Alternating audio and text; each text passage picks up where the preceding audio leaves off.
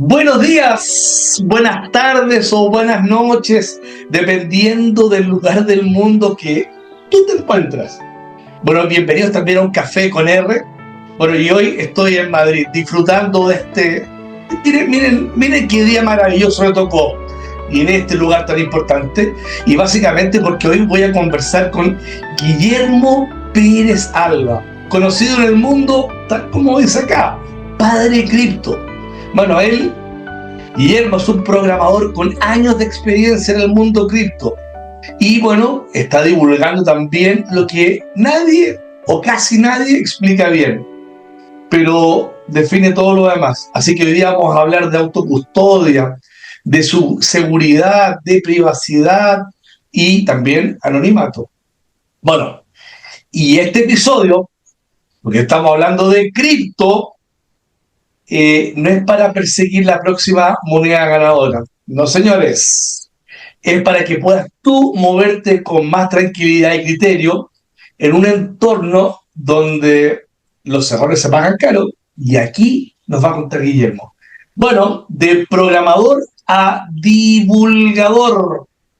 ¿Por qué educar en seguridad es urgente? Así que, bienvenido, Guillermo o Padre Cripto, a este nuevo Café con R.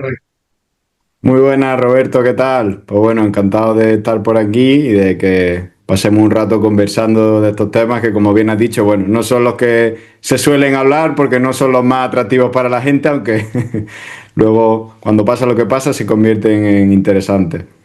Y es ahí donde te llaman. Entonces, esto es importante que hoy día les vamos a colocar la información adelante de ustedes. Bueno, Guillermo parte desde lo técnico, pero su foco hoy es educativo. Es ayudar justamente a lo que yo comentaba al principio, a las personas comunes y corrientes. Vamos a entender estos riesgos reales y adoptar unos buenos hábitos simples que evitan las pérdidas. Y frente a eso, Guillermo, cuéntame, ¿qué te hizo pasar de trabajar en cripto desde lo técnico a dedicarte a enseñar seguridad y autocustodia? Bueno, pues yo empecé en lo técnico, como bien has dicho, en una rama de programación del mundo cripto. Desde ahí empecé allá por 2016, me mantengo hasta el día de hoy, pero durante todos estos años, pues bueno, había varias cosas que me hacían decantarme por un poco también entrar en el mundo de la divulgación. Lo primero es que continuamente pues iba viendo gente que me iba pidiendo ayuda, ¿no? Continuamente, pues claro, yo siempre era el típico amigo friki, ¿no? Que entendía cómo funcionaban las tripas de todo este mundo y siempre que alguien tenía algún problema, pues bueno, con el boca a boca iban llegando hasta mí y continuamente pues iba teniendo que solucionarle problemas uno a otro. Algunos tenían solución, otros realmente no tenían solución porque ya se habían metido demasiado en el charco, en fin. Entonces iba viendo que todo esto era necesario y luego también un poquito lo que empecé a pensar es, vale, yo lo que programo, lo que ayudo a desarrollar son protocolos del mundo cripto y al final para que la gente utilice esto, pues tiene que sentirse segura y tranquila. Esto, yo no programo estos protocolos para que pues, la gente simplemente meta ahí $100 y ya está y no se atreva a meter de verdad sus ahorros porque, bueno, porque vea que todo es un riesgo y que se lo van a robar todo. Entonces, pues, bueno, entonces dije, si quiero que los productos y los proyectos en los que ayudo a colaborar, pues vayan y crezcan, pues necesito también que la gente se sienta un poco segura. Entonces, pues era otro motivo más por lo cual me hacía pues querer divulgar y enseñar a la gente a que se sintiese tranquila y que de verdad confiase en lo que estaba haciendo para poder poner dinero ahí. Entonces, pues bueno, ya hace un año me lancé al barro y me puse a divulgar sobre este tema que, como hemos dicho antes, no suele ser lo más atractivo, pero bueno, poquito a poco la gente se va dando cuenta. Normalmente la gente que suele ya un poquito de prestarme más atención es gente que ya lleva un tiempo en el mundo cripto, se ha dado cuenta de lo que hay y pues bueno, quiere prevenir todos esos riesgos de los que hoy vamos a hablar. Exactamente. Oye, ¿y qué error viste repetirse tantas veces que te convenció de que faltaba esta educación básica? Bueno, pues al final errores hay muchísimos, ¿no? La verdad es que, pero lo que más veo siempre, o el comportamiento o la forma de pensar de la gente que más veo es que sobreestiman la seguridad, ¿no? Es decir, sobrevaloran lo que están haciendo simplemente porque ellos no lo entiendan. Es decir, no entienden algo o simplemente tienen alguna wallet o le han vendido que teniendo una wallet que no custodia a otro, pues ya están súper seguros y no se dan cuenta realmente de todos los riesgos que están corriendo. Es decir, sobrevaloran que haciendo un poquito algo más difícil de lo que hace normalmente la gente, pues ya están seguros y ya nunca va a pasarle nada. Entonces es el comportamiento que yo veo que a la gente pues le hace caer en otro tipo de errores o en hackeos. Es decir, se sienten seguros a priori porque nunca ha pasado nada. Yo lo más común que siempre me suele decir la gente es la típica frase de a mí haciéndolo así me ha ido bien. Y digo, claro, te ha ido bien hasta ahora, hasta que las cosas empiezan a ir mal. Que te haya ido bien hasta ahora no significa absolutamente nada. Entonces, cuando te confías, esa confianza extrema es lo que normalmente te lleva a cometer distintos fallos. Entonces hay que siempre un poquito, aquí en este mundo que hay tantos riesgos por ahí, pues intentar ir siempre alerta, ¿no? Activar ese modo paranoico, a mí me gusta llamarlo, ir siempre un poquito más alerta de la cuenta. Y algo Me que no hace gusta casi nadie. ese término, el modo paranoico. Oye, y en este sentido, si tuvieras que resumir tu misión en una frase, ¿cuál podría ser?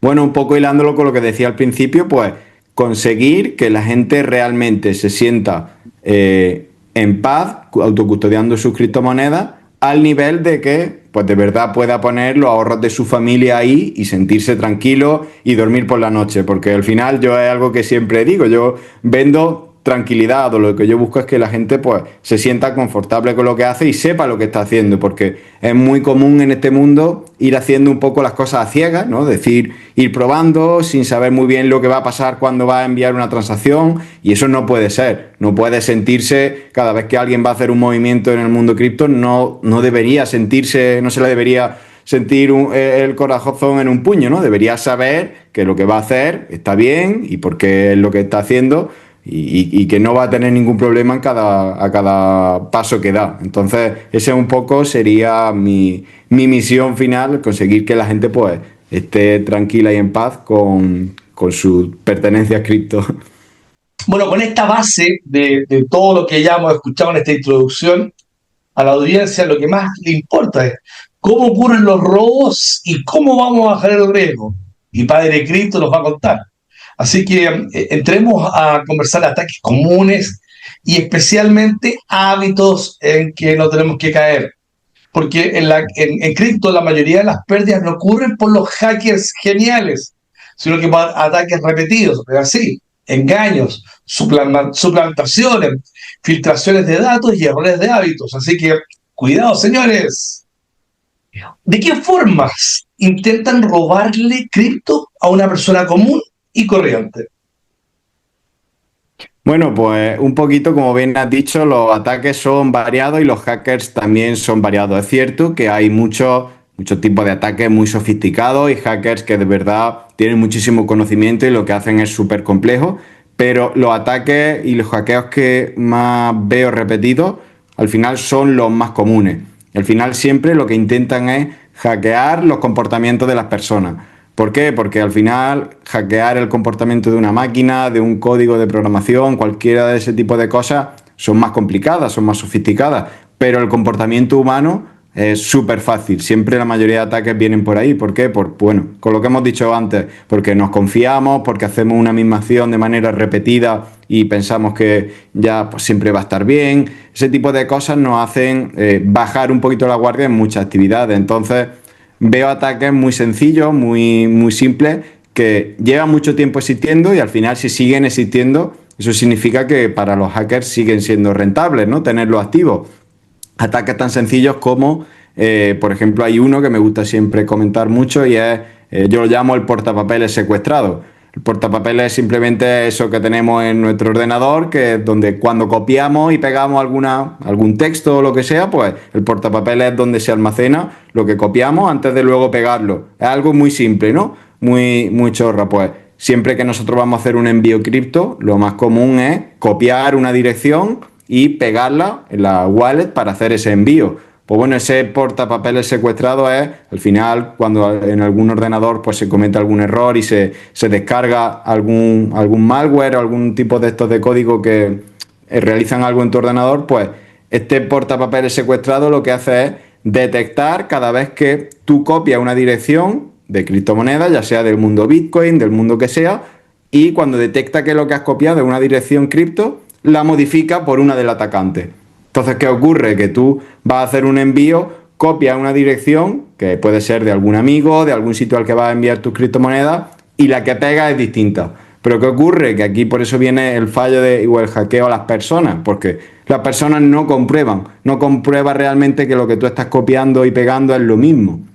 Ese tipo de errores serían muy fáciles de resolver. Seguramente todo el que esté escuchándolo a partir de ahora, pues cada vez que vaya a hacer un envío de criptomonedas, pues ahora le salte la bombilla, ¿no? Se le encienda y de verdad compruebe que lo que está copiando y pegando es lo mismo, pero es algo que a día de hoy se tiene monitoreado, por ahí algunas cuentas de Twitter lo tienen monitoreado y este ataque roba muchísimas criptomonedas continuamente y es algo súper simple. Así que todo ese tipo de errores de phishing en los que simplemente haces clic en algún enlace que no debes y entras en alguna aplicación en la que conectas tu wallet y empiezas a hacer actividades y ya por algún sitio o por otro te hacen firmar algo con lo que te roban tus criptomonedas. Todo este tipo de patrones o de comportamientos humanos que son muy sencillos, pues son los donde normalmente veo más ataques. Por desgracia, Y, claro. y pudiésemos hablar a lo mejor de tres errores que abren esta puerta, pero también hablemos de solucionar. Tres errores que la cierran, porque claro, no le podemos decir a la gente no copie y pegue, lo va a seguir haciendo. Lo que pasa es que ahí es donde está Padre Cripto y que si pudiéramos darle, ojalá, dos o tres más para poder, de alguna manera, que la gente tome conciencia de esto.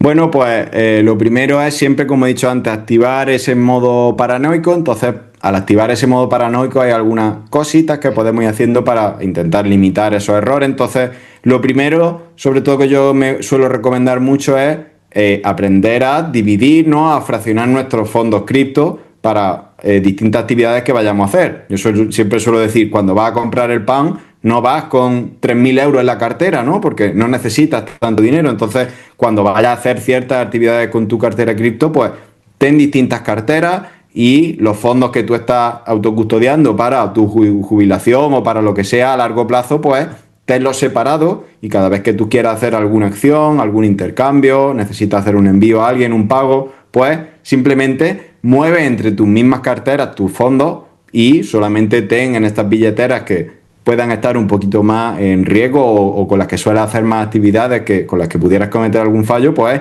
intentar minimizar ese posible hackeo, esa posible pérdida. Entonces es algo que suelo recomendar mucho.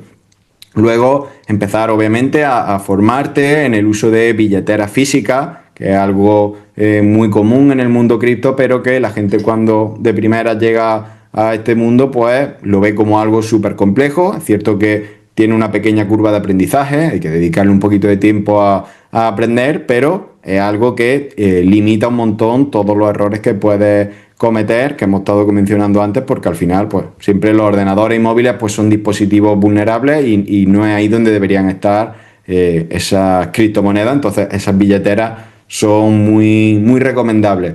Y luego otro punto también que suelo recomendar mucho es que también vigilemos un poquito esa privacidad y ese anonimato relacionado con el mundo cripto, porque bueno, pues al final si no cuidamos esa privacidad, ese anonimato, pues nos estamos un poquito poniendo una diana en la espalda. Entonces también es un punto que merece la pena tener muy en cuenta. No, justamente tocaste, ese es un tema que creo que es tremendamente fundamental, la privacidad en cripto, que muchas veces se suele malinterpretar porque la gente cree que hay que ocultarse y la verdad es que hay que reducir la exposición a los ataques. Entonces, el problema aparece cuando tu identidad queda vinculada a la idea de que posees cripto, pero eso porque eso te convierte en objetivo. ¿No es así? Sí, la verdad es que... Dale, perdón, te he cortado.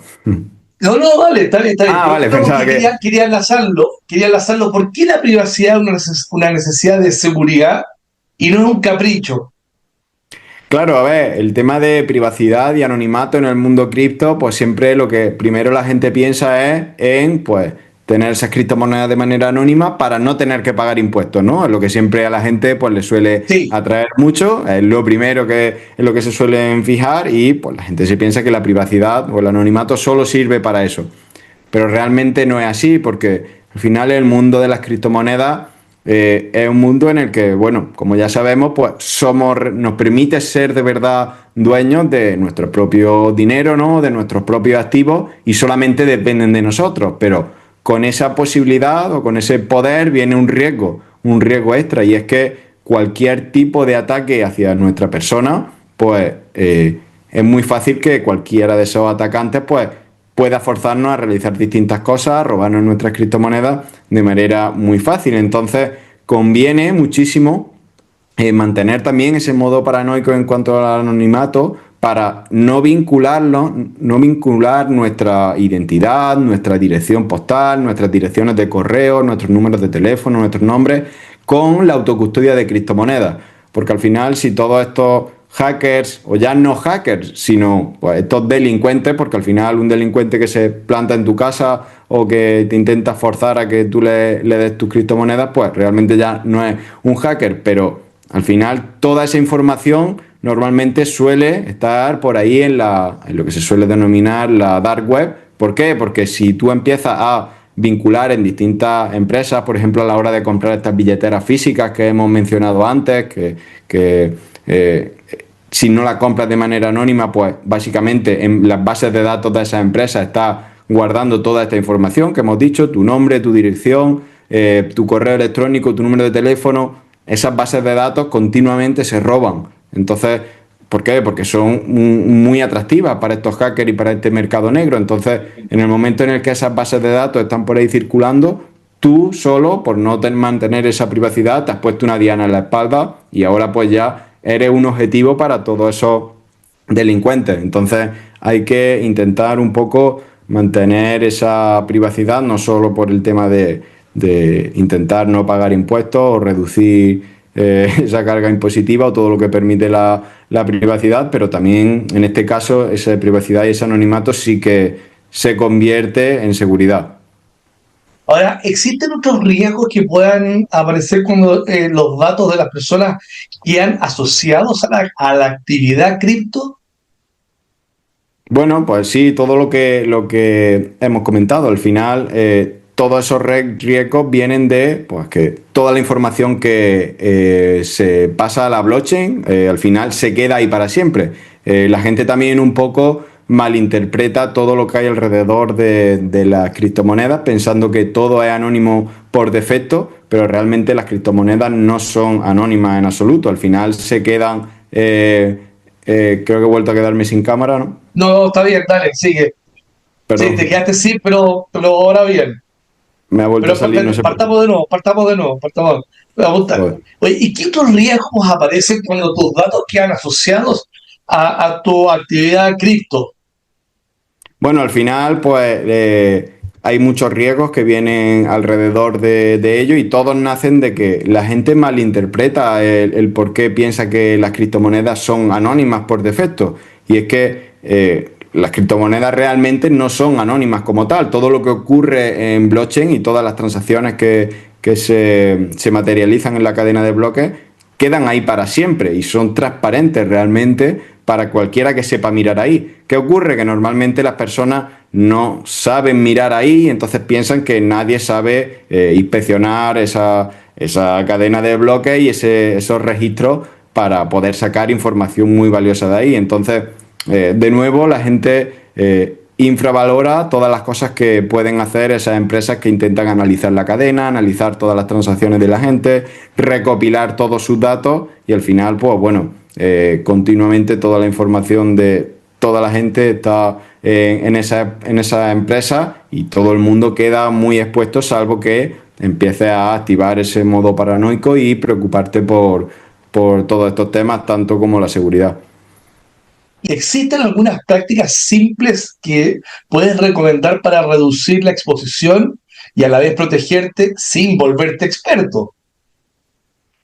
Bueno, sí, al final, un poquito lo que yo siempre suelo recomendar es ir poquito a poco. A la vez que va aumentando la cantidad de criptomonedas o la cantidad de fondos que tú tienes en el mundo cripto, pues no solamente dediques tiempo a preocuparte por qué moneda inviertes o por preocuparte por el rendimiento que puedas sacar, sino empieza a dedicar un poquito la misma cantidad de tiempo a intentar mejorar tu autocustodia. Entonces, al final, una de las ventajas que tiene el mundo cripto es que no tiene barreras de entrada en cuanto a la cantidad. Entonces, yo suelo recomendar muchísimo a la gente que cacharree, ¿no? Que juegue mucho, es decir, tú puedes pasar simplemente $10 a alguna billetera nueva que quieres aprender a utilizar, pasas $10 y empieza a utilizarla. Empieza a hacer todo eso que tú vas a querer luego hacer para mejorar tu seguridad. Es decir, cómprate alguna de estas billeteras físicas que hemos dicho y antes de pasar todas tus criptomonedas ahí, porque te han dicho que es lo más seguro, es cierto que es lo más seguro, pero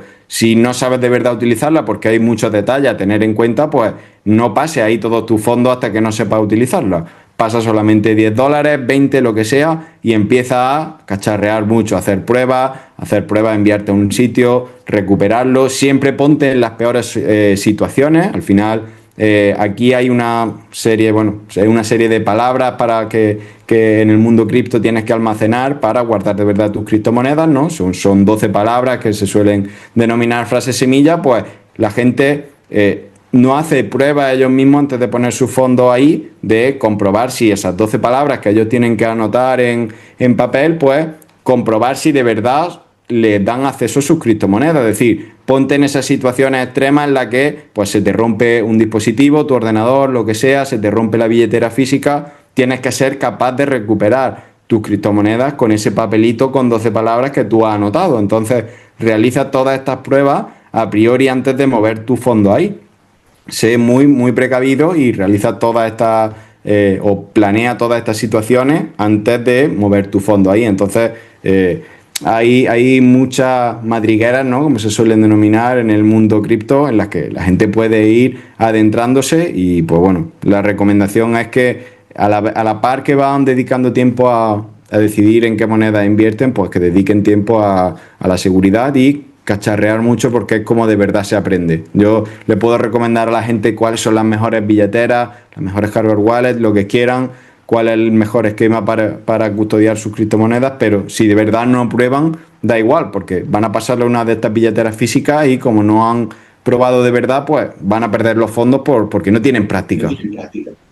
Justamente tú acabas de mencionar una palabra que es clave, porque ya hablamos justamente entendiendo los robos, entendiendo la privacidad, autocustodiar.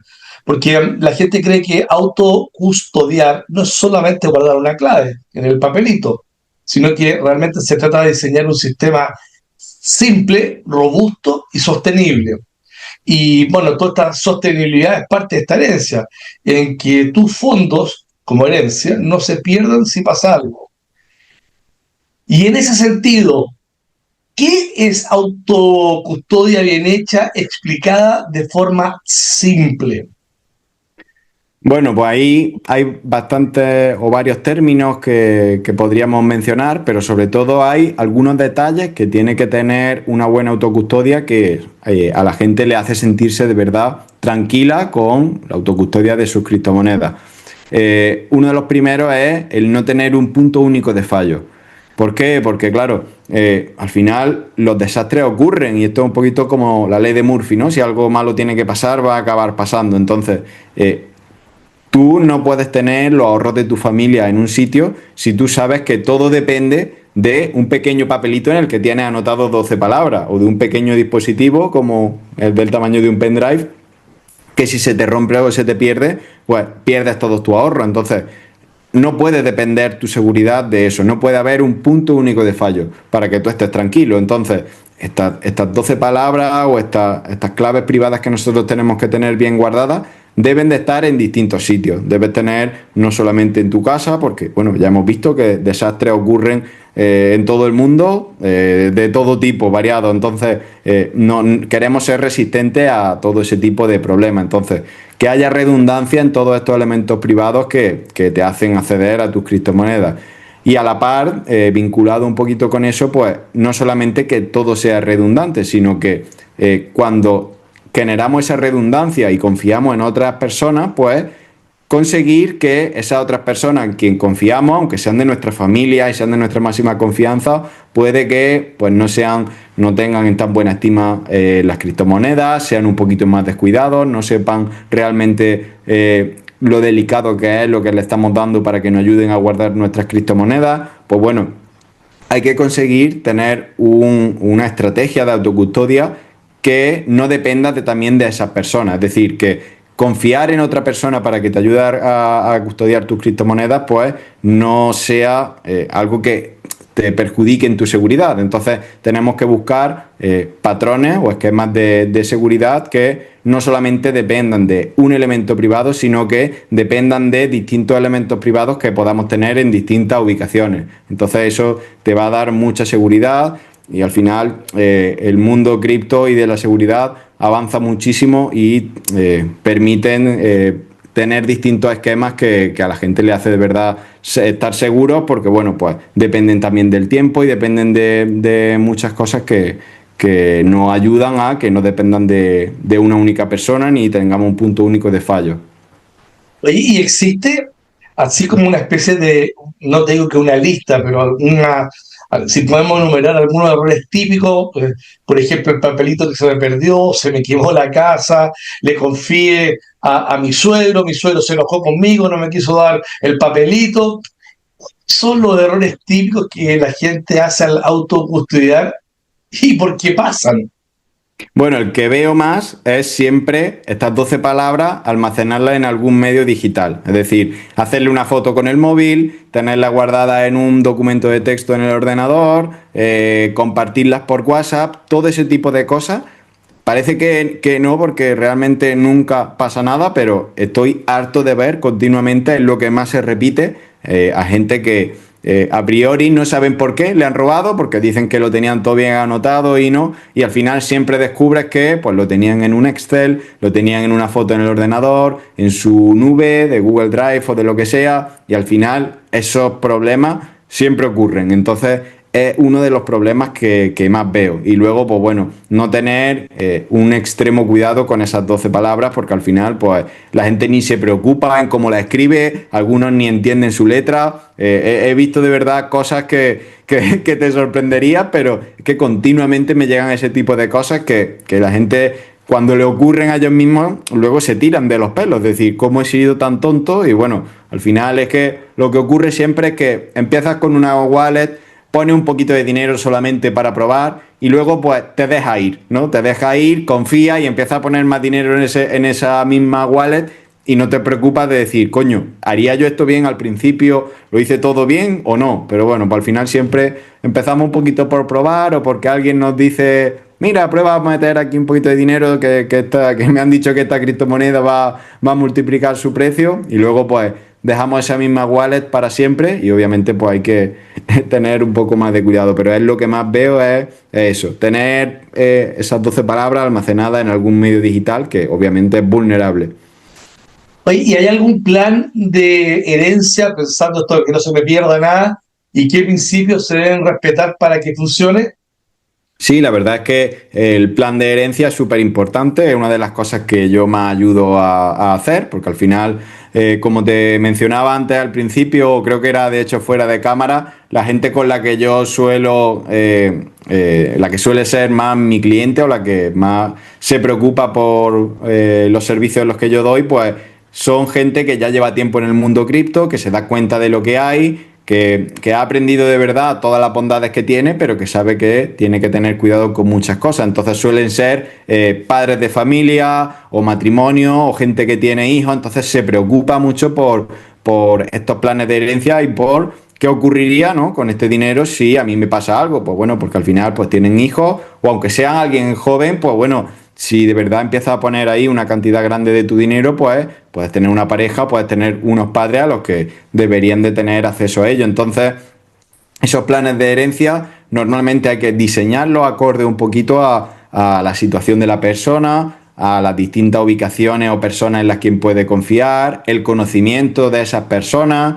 Obviamente tenemos que intentar siempre cuando realizamos el diseño de ese plan de herencia, pues tener muy en cuenta y facilitarle la vida a ese heredero, ¿no? Es decir, no podemos dejarle ciertas cosas a esos herederos que sean muy complejas y no dejarle al menos en algún documento muy bien explicado qué deberían de hacer o a quién deberían acudir para que le ayude a recuperar esas criptomonedas. Algo muy importante, y también decirle todas las precauciones. Algo que yo suelo decir siempre es, en tu plan de herencia, en lo que sería ese testamento que le tienes que dejar, pues tienes que dejarle escrito dónde están esos distintos elementos privados, pero déjale también algunos datos de contacto de personas, pero déjale muy claro que esas personas con quien contacten tienen que ayudarle, pero que en ningún momento le faciliten esas claves privadas a otras personas, porque si no lo que van a conseguir es que lo engañen y que realmente le quiten sus criptomonedas. Entonces, pensemos en esos herederos, en esa situación en la que no estamos, y dejémosle bien escrito, muy claro, todo lo que deberían de saber, porque al final, en la mayoría de casos, son personas que no están habituadas al mundo cripto y pues cometerían muchos fallos, sobre todo además si están en una situación un poco desesperada o apenada porque además les ha faltado un familiar, ¿no? Entonces tenemos que diseñar esos planes de herencia muy bien, pero al final hay mucha gente que ya ha pensado en esto, que ya lo ha hecho. Entonces si contactas con alguna persona que te ayuda a diseñar el tuyo, pues ya te va a dar ese esquema que se adapta muy bien a tu situación. Hemos estado conversando de muchas cosas, pero me quiero llevar 3 ideas. Primero, seguridad, y después herramientas. Segundo, privacidad no es ocultarse, sino que es protección. Y la tercera, autocustodia, pero quiero colocarle 2 apellidos: con calma y criterio. ¿Estamos de acuerdo, no?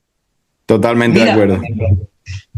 y para quienes quieran aprender con calma y criterio, y por eso dejé esto para el último, ¿dónde pueden encontrarte y con qué contenido recomiendas empezar para construir hábitos seguros desde el día número 1?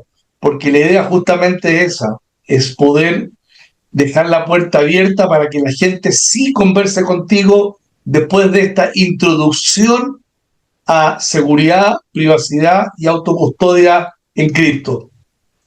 Bueno, pues al final un poco yo, predicando también con el ejemplo, me gusta intentar ser dueño, ¿no?, de mi audiencia. Entonces no me gusta depender de algoritmos, de redes sociales. Obviamente siempre algo que potencia la visibilidad, por eso estamos aquí, obviamente, pero mi vía principal de comunicación con mi audiencia normalmente es una newsletter en la que yo escribo a diario un correo con algunas enseñanzas, novedades que van saliendo, noticias, nuevos hackeos que van saliendo. Y al final es ahí donde me comunico con todo el mundo, donde pueden acceder a los servicios que ofrezco. Y bueno, pues pueden apuntarse en padrecrypto.com, la I de cripto siempre Y.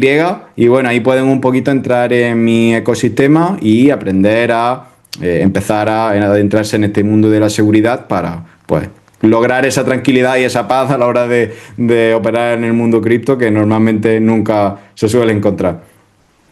Bueno, Padre Cripto, muchas gracias por acompañarnos en este Café con R. Y yo le quiero contar a nuestra audiencia, si este episodio te sirvió, compártelo con alguien que esté entrando en el mundo cripto y quiere hacerlo bien, pero con libertad y con responsabilidad. A todos, muchísimas gracias por estar presentes en este nuevo Café con R. Y Guillermo, muchas gracias por tus recomendaciones, por tu mirada, porque estoy seguro que a mucha gente le va a servir. A todos, muchas gracias y nos vemos en un próximo Café con R. Muchas gracias, Roberto. Hasta luego.